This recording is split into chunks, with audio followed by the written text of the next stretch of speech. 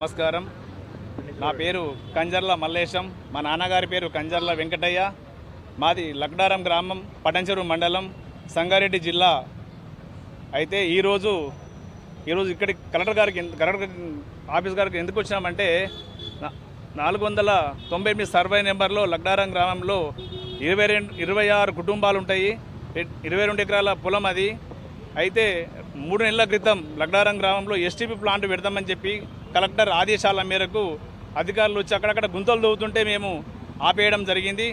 ఆపేసిన 2-3 నెలల తర్వాతనే మాకు తెలియకుండా మొన్న 3-4 డేస్ నుంచి లక్డారంలో వచ్చి పోలీస్ ప్రొడక్షన్ తోటి 200 మంది పోలీసులను పెట్టి గుంతలు దవ్వి ఫెన్సింగ్ వేయడం జరిగింది.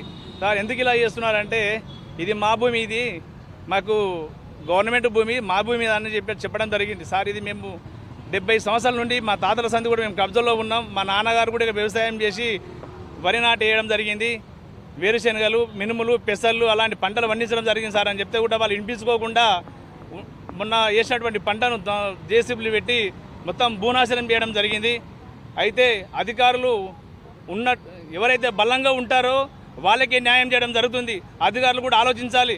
గరీబోళ్ళ పొట్ట మీద కొట్టొద్దని చెప్పి ఆలోచన చేయాలి. అన్న రేవంత్ అన్న తెలంగాణ రాష్ట్ర ముఖ్యమంత్రి గౌరవనీయులు రేవంత్ అన్న ఒకటి హెచ్చరిస్తున్నాం.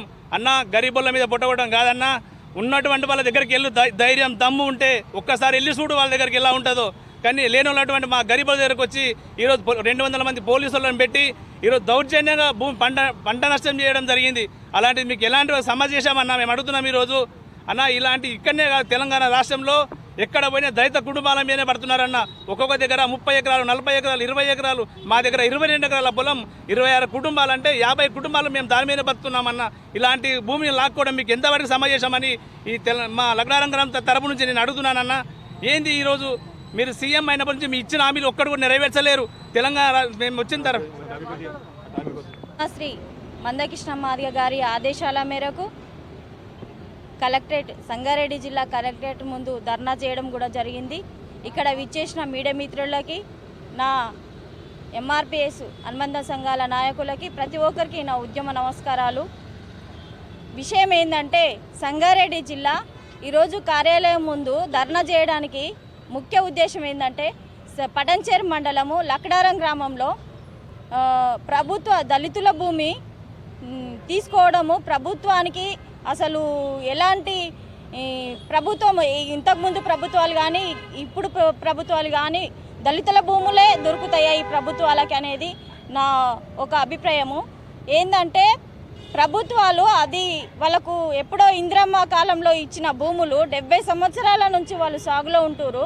అయినా కానీ ఈరోజు అక్కడ వీళ్ళకి ఎలాంటి సమాచారం లేకుండా, ప్రభుత్వం ఎలాంటి ఇంటిమేషన్ లేకుండా, కనీసం వాళ్ళకు ఇన్ఫర్మేషన్ ఇవ్వకుండా, అయినా కలెక్టర్ని కలిసిన మీరు ఏం చేసుకుంటారో చేసుకోపోండి, అది మీరు మర్చిపోండి అనే విషయం చెప్పడం ఎంతవరకు న్యాయము? అలాగే ఎంఆర్ఓని కలిస్తే అది మర్చిపోండి అని చెప్పడం ఎంతవరకు న్యాయము? ఈ భూములు దళిత భూములే ఈ ప్రభుత్వాలకు దొరుకుతాయా? మాకు ఉండేటియే, దళితులకు ఉండేటియే 1-2 ఎకరాల భూములు, 2-3 గుంటల భూములు. ఈ భూములు బతకమని చెప్పి ప్రభుత్వాలే ఇచ్చి అది సాగు చేసుకొని పంట పెట్టుకొని చేతికొచ్చే సమయానికి దాన్ని దౌర్జన్యం చేసి ఆ పంట నాశనం చేసి అక్కడ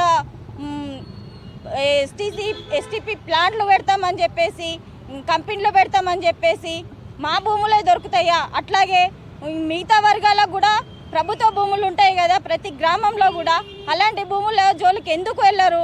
మరి వాళ్ళంటే భయమా అని చెప్పేసి ప్రభుత్వం నేను డిమాండ్ చేస్తున్నా.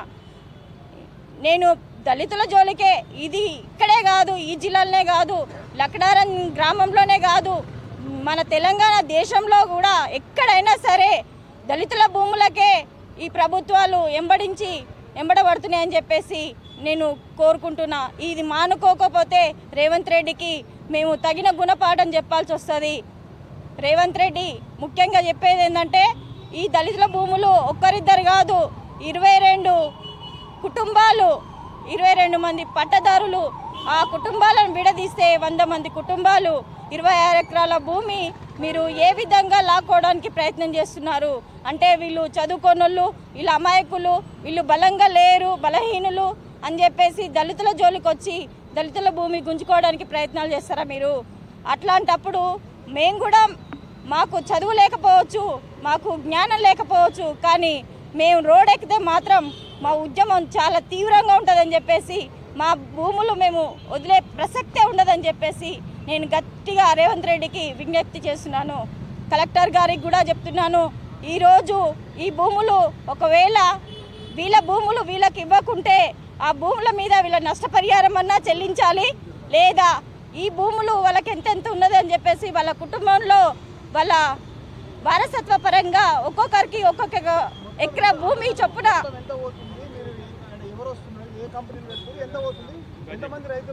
22 ఎకరాల 31 గుంట భూమి, అక్కడ 26 కుటుంబాలు, వాళ్ళు మొత్తం ప్రభుత్వం ఎస్టీపీ ప్లాంట్ పెడతామని చెప్పేసి వీళ్ళు కంది జొన్న పెడితే ఆ పంటను నాశనం చేసేసి 3 రోజుల నుంచి పాపం ఆ కుటుంబం, ఆ లక్డారం గ్రామస్తులు దళితులంతా అక్కడే ఉంటున్నారు.